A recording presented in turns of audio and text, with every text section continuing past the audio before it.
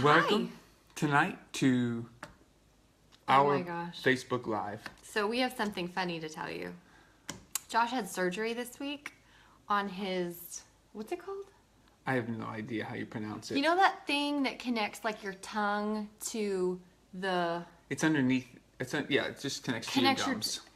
Anyway, his was pulling so far back that So I had surgery. Anyway, but yeah, the surgeon said, I'm surprised you don't have a speech impediment. And he was like, well, actually, I kind of talk for a living, so I hope I don't. But so he had to have this done. It was pulling my gums down. Yeah. Say special. We're going to be talking tonight about reclaiming yourself in the midst of parenthood. It's so funny all week. And I'm going to try really hard to talk normally tonight. Oh my. What? Normally? And he can't talk, at all. So you can just laugh at him. So I'm going to interview her tonight. We talked about this topic last week. Be interviewed? You're going to get interviewed. We talked about this topic last week, and it got so much traction that we wanted to talk about it again because it's just... Well, I just think we realized a lot of people resonate with it. We're in the middle of parenthood, and it's easy to lose yourself. Oh. We're sideways? How do we turn it? Oh, no. How'd that happen? Well, now tonight. Is that better? Are we not sideways anymore? Yes. Better? Are we good? Awesome. Okay. Is that right? Your arm's gonna get real sore. What if we did it like this? Oh, that's better. That ain't gonna work. Yeah, do that. Sorry, we lost guys. you. Here, just hold it. We'll hold it like this tonight. I don't know why it does that. We are live. And we are really... Hold it like that. Okay, sorry. Gonna be up close and personal tonight. I hope you don't feel like you're like... That was weird. Okay, Hi. So we're talking about reclaiming parenthood. Where are you from tonight? Tell us where you're from. Do you want me to hold it? Okay, we'll take turns. I'll tell you what. Why don't you talk for a minute and I'll set it up. Okay. All right. So last week we talked about getting lost in parenthood, I guess. Is that the best way to say it? And losing your identity. Yeah. We found that for us, we became people who, for so long, we gave and gave and gave and gave during the day, and yet at the same time we would get in bed at night and feel like we're still messing up our kids. We'd feel guilt for the things that we missed. And is it not working? Please keep going. Okay.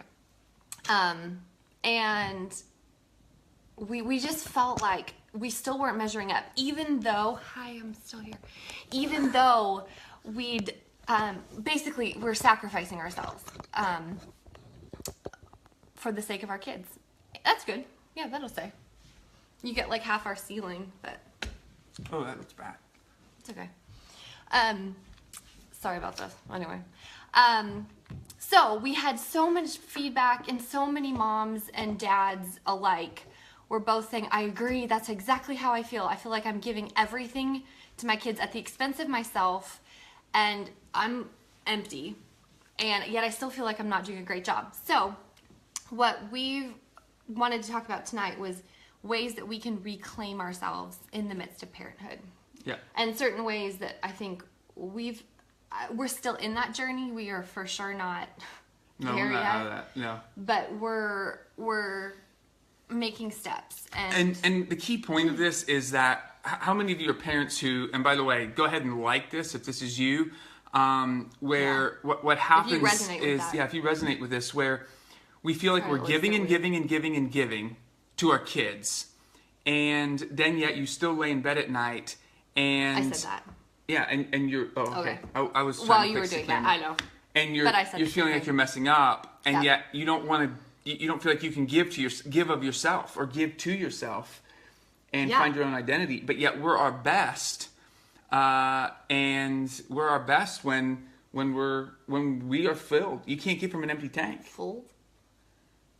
I love it. It's so funny. Tonight we're talking about reclaiming ourselves, and one of the things that we did tonight was we went ahead, since last week's conversation was so good. And go ahead and tell us where you're from, and then also tell us too. We're in Nashville. Tell us too how you are reclaiming yourself in the midst of parenthood. What are some strategies that you have where you're reclaiming yourself. You feel like you're finding your identity. You know what? Someone else made a really great comment though. Don't you wonder if parenthood isn't part of us discovering our real identity? If that journey isn't part of that, which we completely agree with. And so quiet times, yes, that's a huge one. That's a huge one for me. Yeah. Well, both of us really. Yeah. But I think it's a process we've had to work through, and you work through a lot of your sharp edges, and they get rubbed off through being a parent. But and one of the things that I think it was important that we kind of talked about last week, and if you didn't see that one, you can take a look at that from last week. But you just go to the Facebook page and one of the other things that we really find important for us, and we put together a list, by the way, of the 10 ideas that we have, 10 ways that we try to keep healthy for ourselves in the midst of parenthood. And so go ahead and Tracy. You can download that tonight. We're definitely we created that today so that you guys can have that.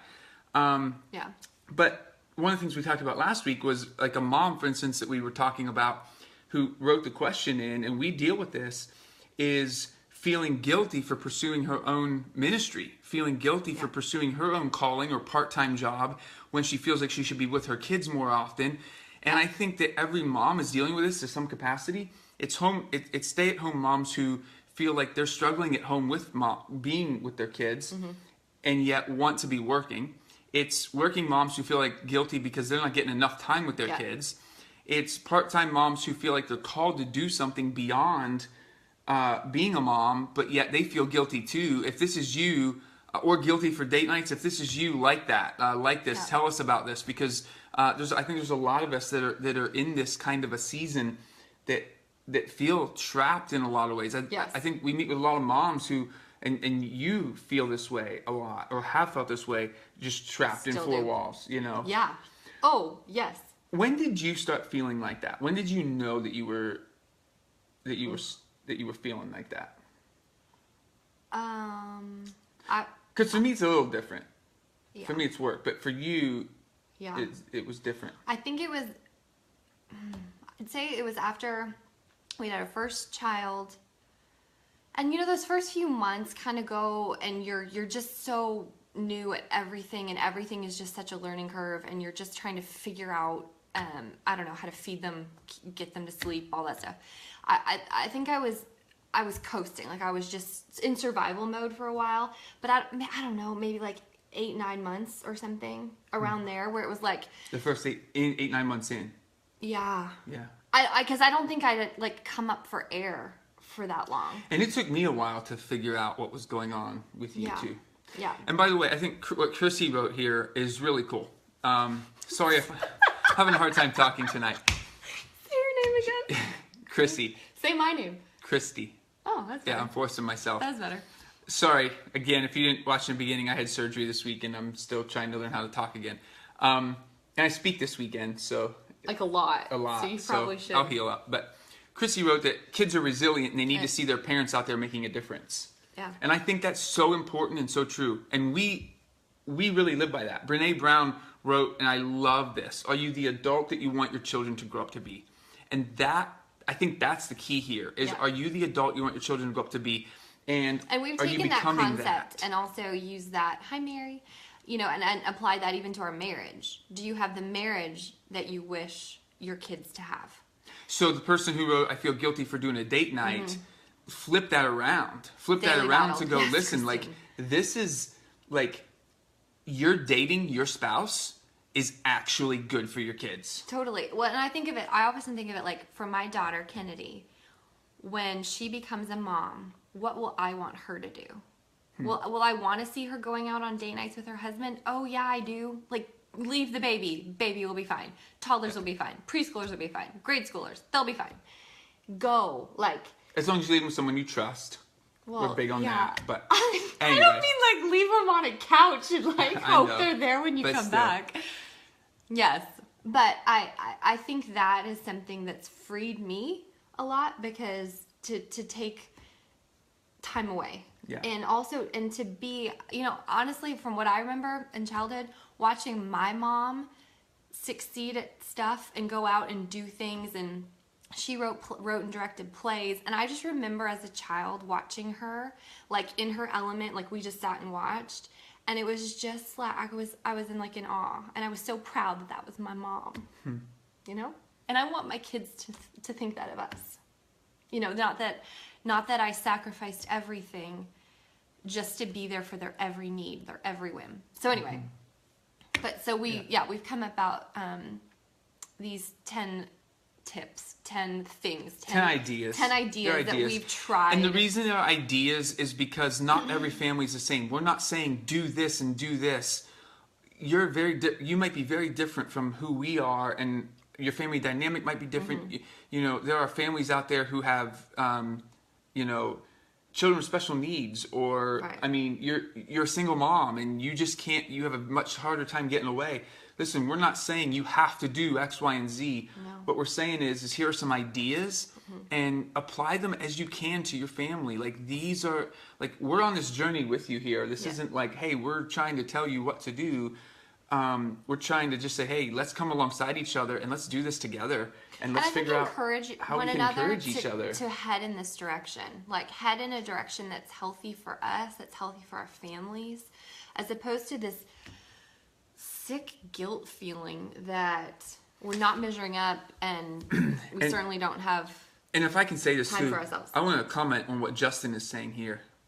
I want my wife to know that she is much more than the inadequacy that she feels in this season. And man, Justin, I got to tell you, that literally makes me cry. Like, yeah, as a husband, like that, I resonate with that so much because I see you feeling inadequate. Yeah. And that raises something, Justin, that I think is so critical. I was talking to my friend Ryan Dobson last week. I was doing we were talking on his podcast, and Rebel Parenting.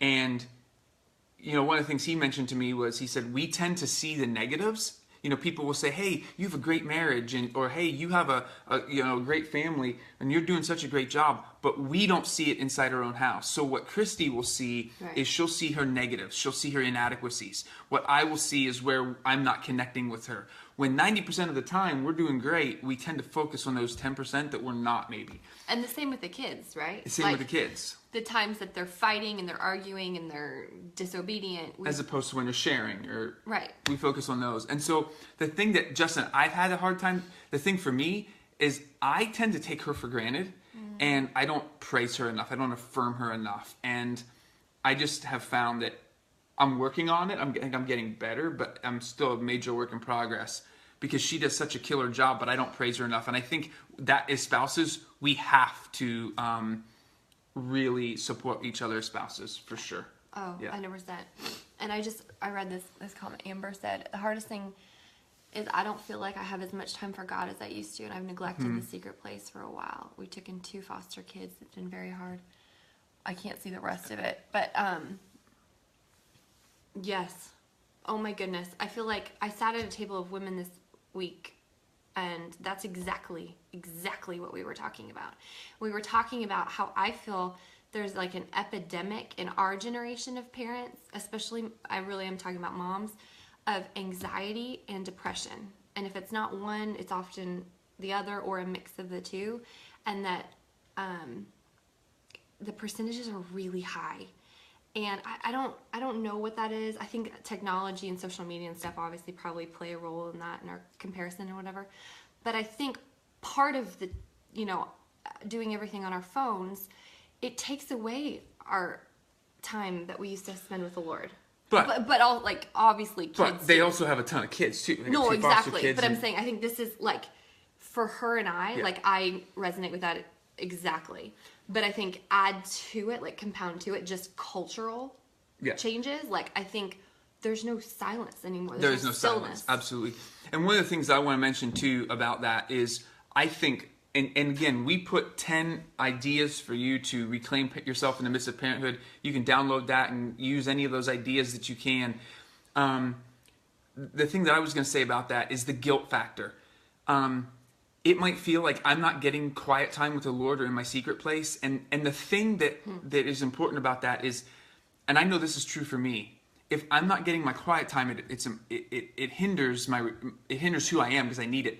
but also we have to make sure that we're not imposing guilt, like God is somehow punishing us or mad at us or sad with us that we're not spending as much time with him when we're taking care of his children. And I think in a lot of cases, reclaiming parenthood is a mindset change. It's an attitude change of getting rid of some of the guilt and feelings that is really false guilt. It's just different seasons. Right. And in this season, we're called to serve more. And even though you're not getting your quiet time as much, there's nothing wrong with that. As long as you're staying connected to a church family, as long as you're staying connected to reading your scriptures as you can, praying as you can, but not feeling guilty about it if you're not, because you're really working. Yeah, but I noted, like, just what Amber was saying, like, exactly that, because I think that's what we were used to for how many years. Like, that was our norm, and that was our relationship with the Lord, and this is just how we went about life. And then all of a sudden, a small person comes into our world, and it's never, it can never go back, I don't think. And it's not supposed to, I understand that, but I think it's navigating that and finding that new walk with the Lord, that you're, it's rediscovering, reclaiming yourself, and reclaiming your relationship with God in the midst of parenthood. We need to do a thing on that. A thing? Like, I don't know, like something, like I really want to dig into that, because I feel like that's... Reclaiming your relationship with God? Yeah. After kids. Yeah. Yeah. I think it's all part of that journey. Post-kids? Or 4 small persons? Yes. Yes. Or 7? Goodness. I was going to get into something else too, but it's not worth getting into in this conversation. But I saw a comment there about taking your kids to church and don't put sports before church. The whole idea of being discipling our kids, Deuteronomy 6, and that whole process of sorry, I'm going to say process. The whole process, because you're Canadian. The whole process of using those 4 key times of the day, drive time, when they wake, when they go to bed. Those are critical times. And meal times to be instilling the word of the Lord into our kids and so, using that time to pray. Like, those are crucial. So maybe we need to find a way to use those times to also feed ourselves. That it's not focused on the kids. That it's like they absorb through osmosis our relationship with the Lord. That we prioritize in those times. Rule. What if we did that? We can do it. I might try that. One rule. Okay. I'm going to say rule. Say it. One principle. Principle. Sorry. One thing that we do in our house is we have no technology at any meal times. We get rid of technology during those 4 key times of the day. And the reason is because we don't need the screens at that time of the day. Research shows that telling stories, talking about God, telling about your relationship with God and how God's impacting you, bringing your kids into that, helping them even see your own struggles in an age-appropriate way, and how you're overcoming those struggles and problem-solving through those struggles is so critical to our kids, because they see who we are and they become who we are, and those are critical things. So, yeah, as you're doing this, as you're thinking about this, we talk about this stuff. We're going to continue talking about this stuff. So, like our Facebook page. Yeah. Download that. Download those 10 ideas. Yeah, someone just said something. Hold on. Let's continue journeying together. Andrea, hold on. So, sorry to interrupt. Go ahead. She said, I feel so overwhelmed at times. Oops. Sorry. I want to read and pray, but sometimes I just can't find the time. Then I feel guilty about it. I try in the mornings with. I'm not sure what that finishes. Yeah, it's the guilt. But we talked about that too. That I think that was one of the 10 things, because we talked about. I had a hard time. I was so sleep deprived. To get up early was just not... It was another task. It was another heavy thing. So what we started doing was turning off Netflix, which at the end of the day, or TV or whatever it is, you like veg out to once, everyone's in bed and you just want to relax. And we started reading again. Yeah. But that took a big shift for us to actually, which sounds silly, but it really did, to turn it off and to actually just And to be very transparent, we're just in the beginning phases of this too. I started going back to the gym again. I started carving out time to make sure I get at least 30 minutes at the gym every couple of days throughout the week. It's starting to change the way that they're reading the books, all these types of things. Whereas we were just in bad patterns. And it's those slight changes, just small little changes throughout your week. And we talk about that in that document. If you download those 10 ideas. There's a great book we've read that we talk about. Just doing the small things. So do the small things. Yeah, that's all. And have conversation with us. How are you winning? I say winning, but how are you reclaiming yourself? Yeah.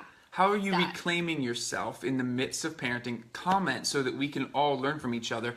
And if you're struggling, let us know how you're struggling so we can pray for you, so we can encourage you. That's what this community is all about, and that's what we really love here. So like our page, because that's what we want. We want a community of parents who just encourage one another and can walk this journey to raising godly kids who love God and love others. That's what this is all about. And thanks to everyone, like all your comments, they're so honest and real, and we just appreciate that so much. And from what we've learned, if you say something and you think you're alone, you're not. There's 50 or 100 people who watch this that think the exact same thing. They just didn't have the courage to write it or didn't want to share it. But we're getting messages. It's just, you're not alone. You're not alone. And I think that's the key here. Is you're not alone. And I think it's calling it out. Yeah. Right? And so it's on the table and realize we don't have to live under this And it takes the power out of it. If you actually just say, hey, I don't have to live this way. I'm taking the power out of it. Because we believe that we can thrive and not survive parenting. And I don't think we need to survive it. I think we can thrive it. I think we need community. There are a number of things we need. But there are seasons that you're in survival mode. Yeah. There are seasons. And in those seasons, don't add undue pressure and guilt on yourself because you're not doing what you think you need to be doing. Or should. Or should be doing. Should. Shoulds are horrible. Yeah. So I had a professor who used to say, don't should on me and I won't should on you. Get it? Anyway. Yeah. So we don't put that pressure on yourself. We do this every Thursday night. And hopefully we'll turn it next time. Yeah, we'll get it fixed next time. I don't know why the phone did that this time. But thank you all for tuning in. We will see you next week. And we'll post the links to everything on the comments. And comment so we can interact with you. Okay. Love you all. Bye.